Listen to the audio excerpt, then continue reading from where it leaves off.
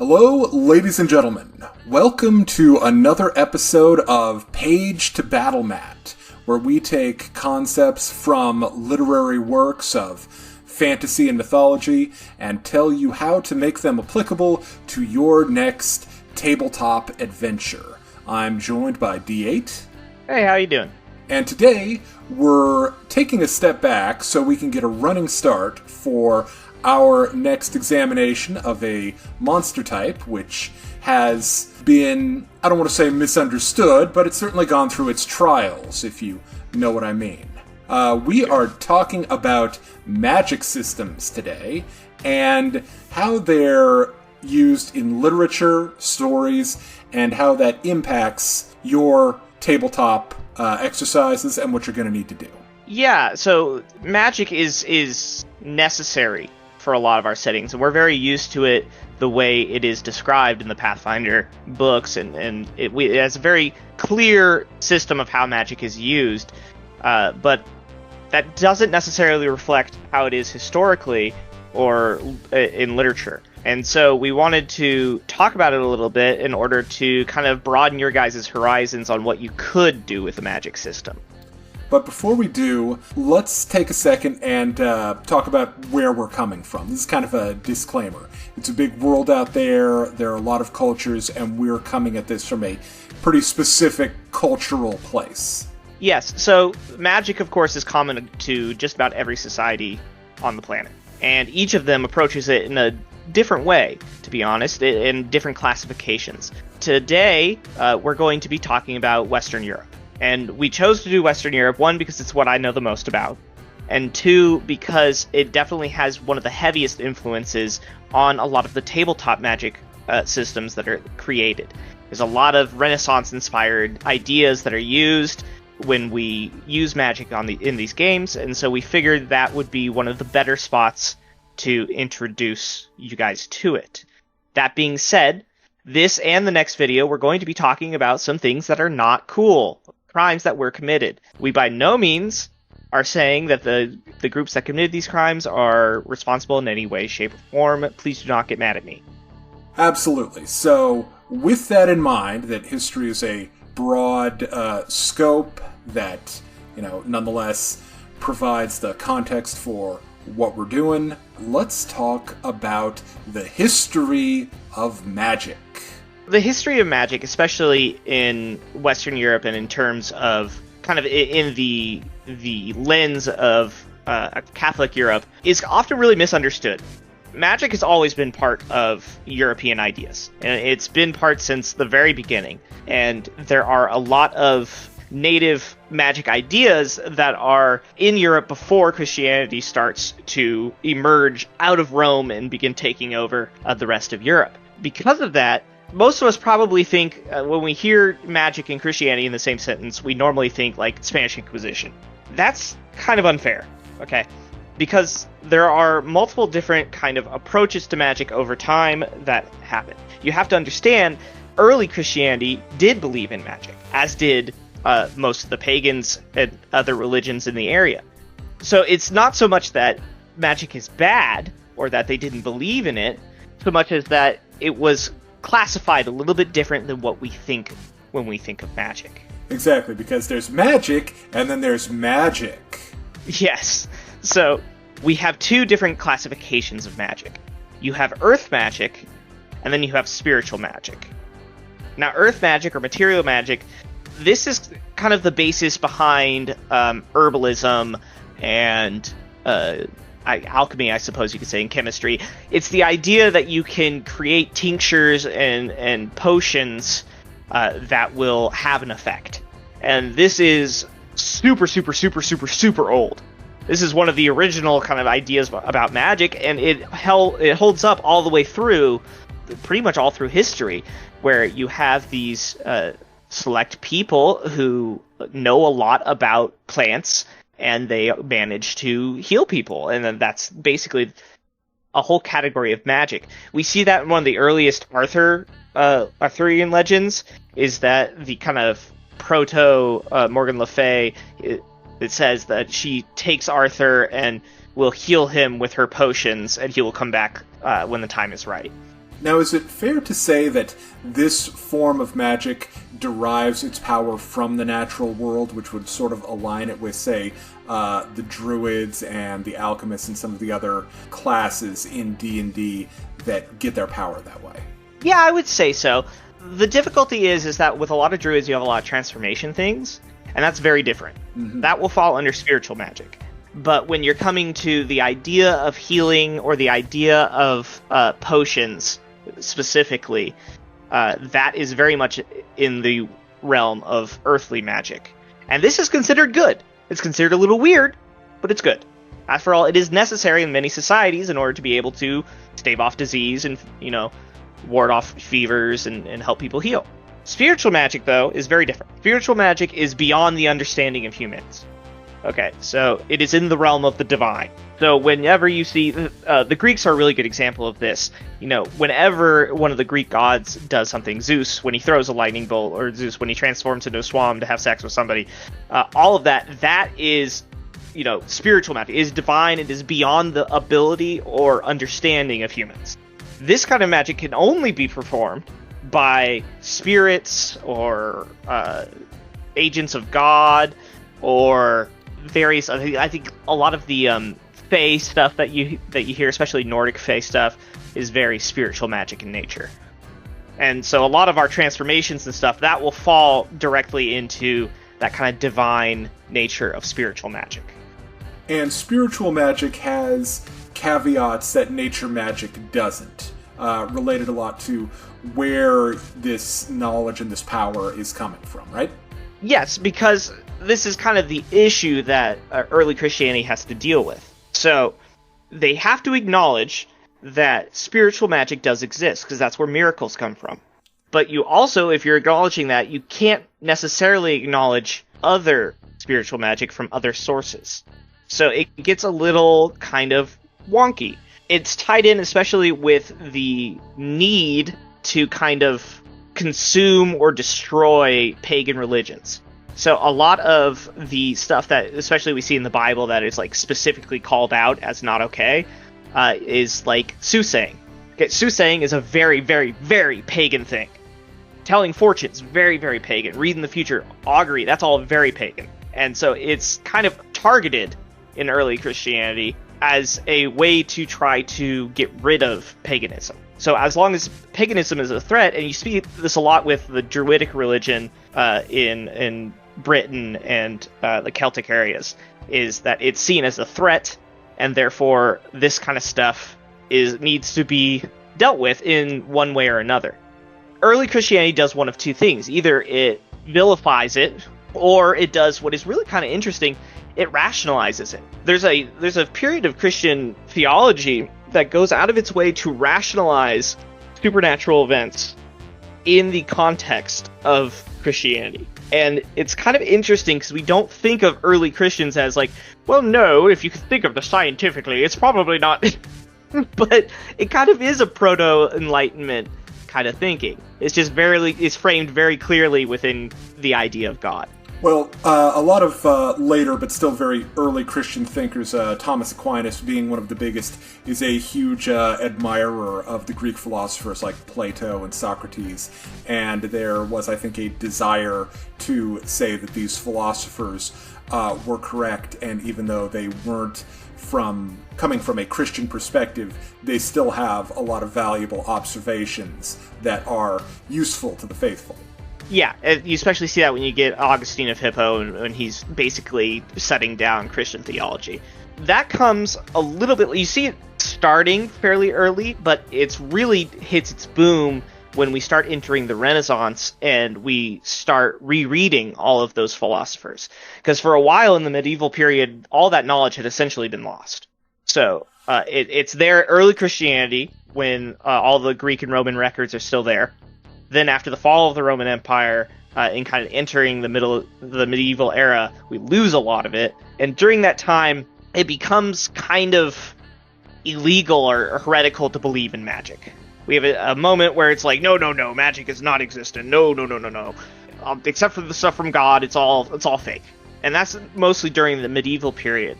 But when we hit Renaissance and we start rereading those philosophers, we have to rethink things. because we really like these philosophers, but they believed in magic. To use some tabletop terminology, we go from a low fantasy setting with medieval times to a high fantasy setting with the Renaissance. Kind of, yeah. And it suddenly becomes heretical to not believe in magic. Which is a very fun shift. It takes a very different turn. So there's it's a very interesting movement. I can't remember the terminology for it that goes back and basically gives all of these philosophers like Plato honorary Christian status and things like that. And there's a merging of a lot of these old ideas back into Christian thinking. On the one hand, this helps them explain the miracles that are going on, but it really is really helpful. I'm giving you a little bit of a crash course here. It's really helpful when we get to mass mortality events like the Black Plague. Okay, so if you are a village full of God-fearing folk who have done nothing wrong, and you have a massive flood come and wipe out your sheep and destroy your fields and kill like 20 people, you have to try to figure out why God would do that to you. Well, the answer often became, well, because somebody, cursed you, or somebody is calling his wrath. Someone in the village is calling his wrath upon you guys.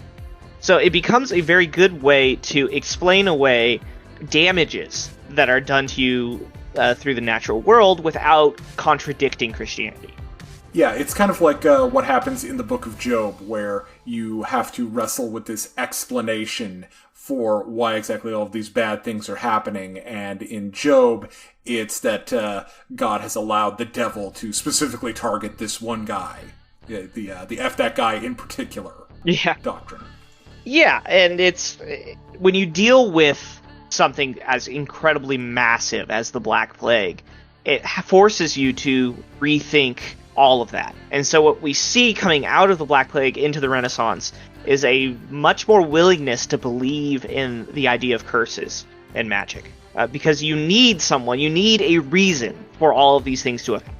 Another interesting thing we see in the Renaissance period is a lot of those books that served as the inspiration for like the Necronomicon in the Cthulhu mythos, things like the demonology compendiums, those were actually created by Christian authors who were seeking to explain and help people understand how this realm of the spiritual and demonic is an actual thing that can impact them. And it's part of that need to categorize and explain and kind of put a system to the events that are going on around you. When you're doing that, though, and you are essentially creating a scapegoat through the means of magic, you are, of course, making targets. There has to be somebody who is the cause of that magic. That's why curses are, when you see in the Renaissance, one of the biggest things is curses.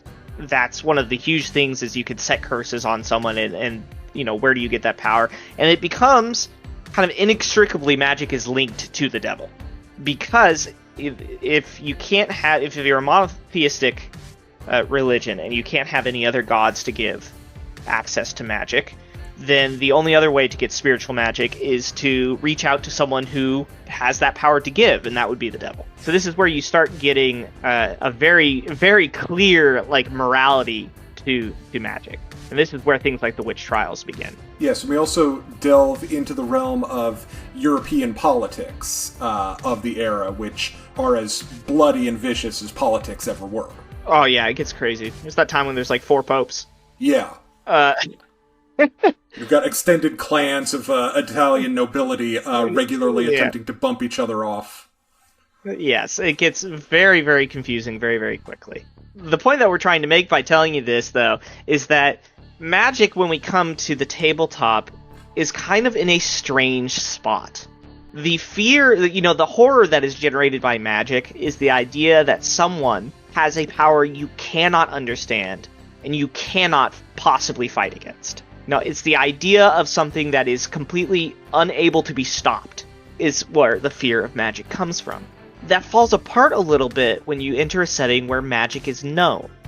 Everybody knows that magic exists, and everybody knows exactly how it works. Or at least, if not exactly, they have a fair idea. It becomes a lot less mystical, sadly. And so one of the things we wanted to kind of talk about is there ways for us to try to kind of maybe push it back into that direction? And there's a couple ideas that D6 and I have kind of come up with that we wanted to throw to you guys to think about. It all basically starts at the beginning of your game, and the questions you have to ask yourself about magic in your setting. One of the biggest is, how common is magic? Yeah, so magic, by its nature, you would think is fairly rare. And if you go to, like, Ed Greenwood, he posted this. He's the guy who wrote up the basics for the Forgotten Realms, which is, like, the D&D setting, you know. He says 1 in 9,000, maybe 1 in 12,000 become sorcerers. Or 1 in 26,000... I'm sorry, 1 in 26,000 is a sorceress, 1 in 12,000 manifests an ability for magic. And of that, 1 in 8,000 or so become clerics. So, by his numbers, which we certainly do not see reflected in the tabletop, magic is extremely rare. Most of the people we're talking about here never get past level 1 spells. Yeah, so if you're a villager outside of, like, Helmshold or something, the local cleric is probably able to cast Cure Wounds at best. Yeah.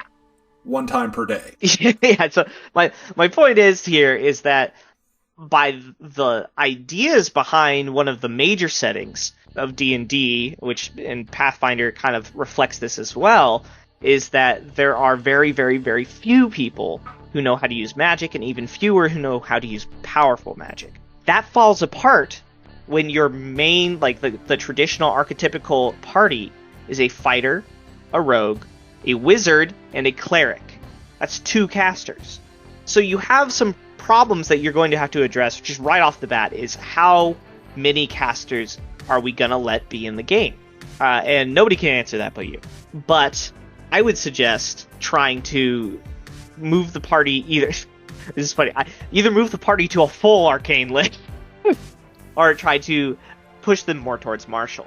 And the reason that this could work well is, for one, it kind of gives a little bit of a power boost to martials by limiting the amount of power you get from arcane and divine sources, which is much needed to keep them kind of feeling like a good class to play. But the real thing is that when you run into somebody with magic, it should be momentous. When you run into a wizard, especially a wizard that can cast like fireball or even above, that should be kind of scary, because that kind of power is not really available to most people in the world. Now, parties are always going to be unique and special people, because this is a power fantasy after all. You might consider trying to limit it a little in order to kind of make it feel more special. Another question that you'll need to answer is the difference between divine and arcane. Yeah, so this is a lot of different settings do this differently. And there's a difficult way to pull off mechanically. But the idea is that for a lot of settings, there is no difference. So one good example is Gothic. It's a video game that probably none of you have heard of. In that game, the priests and the mages are the same.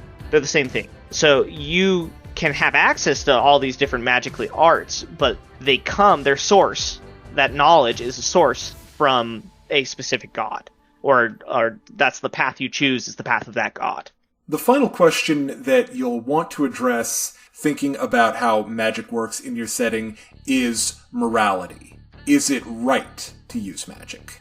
I think it can be extremely interesting to make the common people scared of it. And morality might not be the best word for what we're doing here, but there should be consequences to being able to cast magic.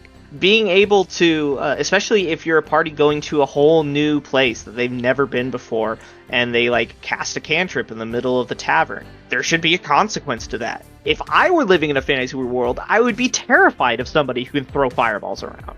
Does that make sense? Like, there's a lot of potential in creating a situation where using magic has a lot of cost. Not like spell slot or spell component cost, but like narrative cost. Reputation and that cost. that narrative cost can really heighten the situations that you're in. It can make it much more stressful. And we want stress. We don't want to be like super stressed out, but we do want enough to make it feel important. And so one way that you could potentially do this is by making magic not considered, safe or good, making it evil. And I don't mean that casting it as evil, but make it be viewed as evil or dangerous. Yeah, think about it from the perspective of, like, one of the regulars of this, roadside tavern, which is surrounded by farmland. You've heard stories your entire life of, villainous wizards from a distant kingdom who all dress in red, are shaved bald, and can hurl fire and lightning around. And then some weirdos one day walk into your local tavern, and one of them just snaps his fingers and lights a candle. Or think about it in terms of the military. Okay, because I think that's a really good example. If you're training soldiers, it takes quite a while to train them and get them equipped and get them into a situation where they are going to be good at fighting, right? A wizard with fireball could theoretically wipe out whole squads. A level 1 sorcerer can instantly kill someone by shaking their hand. Because if you're lower than 1 CR, you probably have like 4 or 5 hit points at max. And Shocking Grasp does a D6. Like, that should be scary. I would want to protect myself from that. And a lot of governments, a lot of cultures are going to do that. They're going to try to protect themselves from that. And if you have a very small minority of people who can do magic, then they're going to be targeted by the majority. Or they're going to exist with a very protected status. Yes. And so these are questions you want to ask when you're creating a world, or creating a region, or creating a culture, is how does that society view magic? We're going to wrap up this video with some discussions of various settings that we think handle their casting system well, or there's something valuable to learn from. One of the ones that we were talking about a little while ago is a game called Zweihander. Some of you may have played it. It is a tabletop. I have not gotten to the chance to play it, and I don't know much about it. I would like to learn more. But my understanding is that it is a very low fantasy, grim fantasy setting, which definitely favors martial. And its goal, my understanding, is to make things very dangerous and scary. And how you're going to approach magic in that kind of setting is kind of essential to making it feel that way. Another one that has a really interesting take on magic is one of the iconic dark fantasies, Berserk. Yeah, where does magic come from in there? It comes specifically from the God Hand, right? I can't think... Oh, well, no, that's not true, because the witches are in there, too. Yeah, and the witches get their power from the 4 elemental kings. Yes, and the 4 elemental kings, there's the whole sequence... We don't want to give too many spoilers. The whole sequence where you have to reconcile... They're trying to reconcile the idea of the church and the idea of witches. And it's really interesting the way they do it in Berserk, and I really, really like it. And what comes out of it is this idea that things can be the same without seeming to be the same. Yeah, there can be more fundamental similarities between what you might think of as a divine versus an arcane. Yes.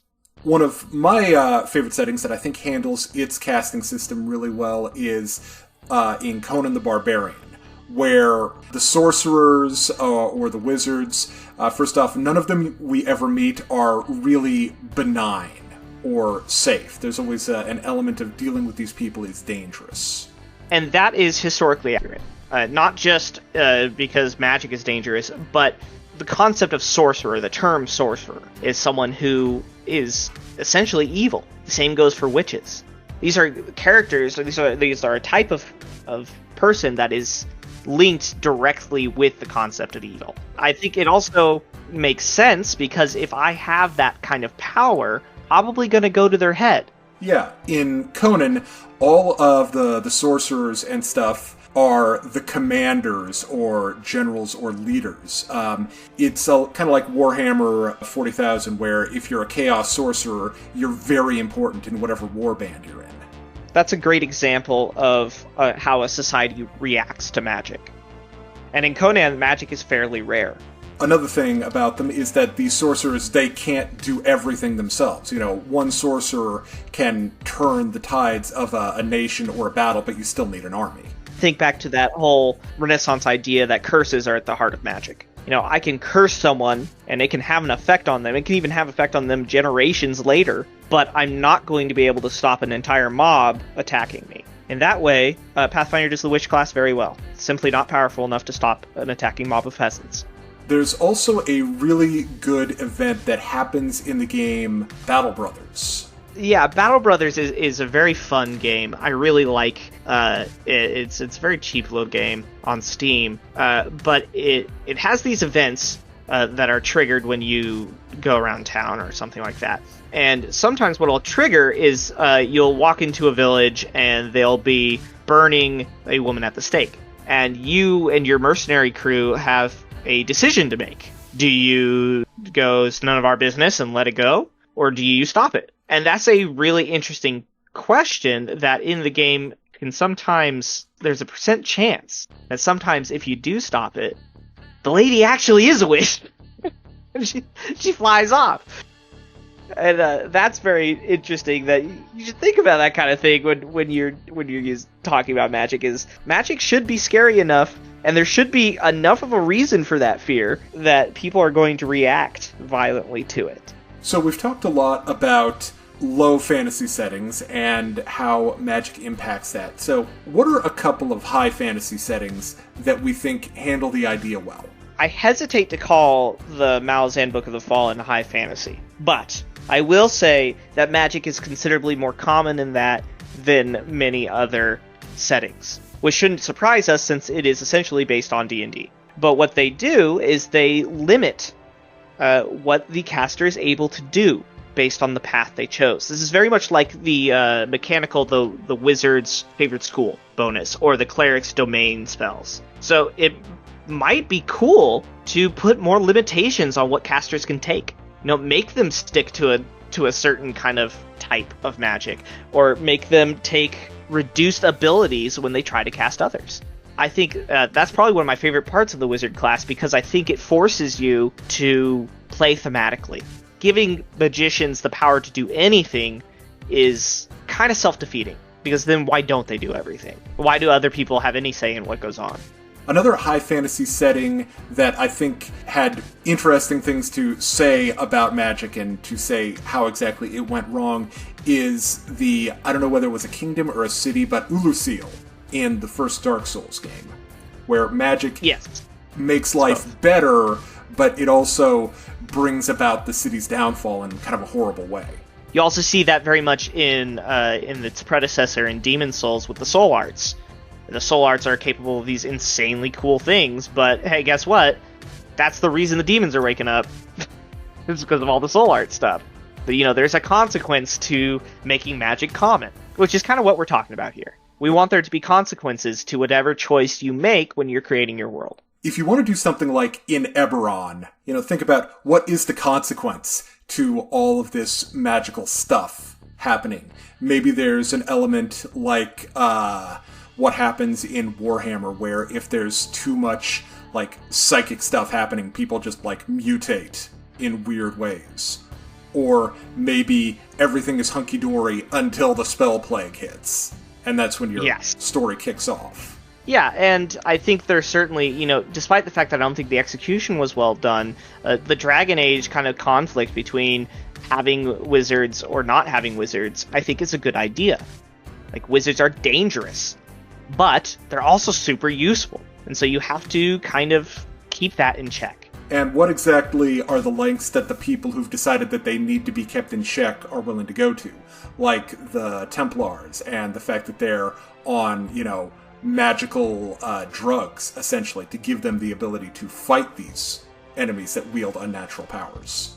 Another good example is Wheel of Time, where we have a very set minority of people who have access to a very powerful ability, and they are essentially controlling politics of the entire area.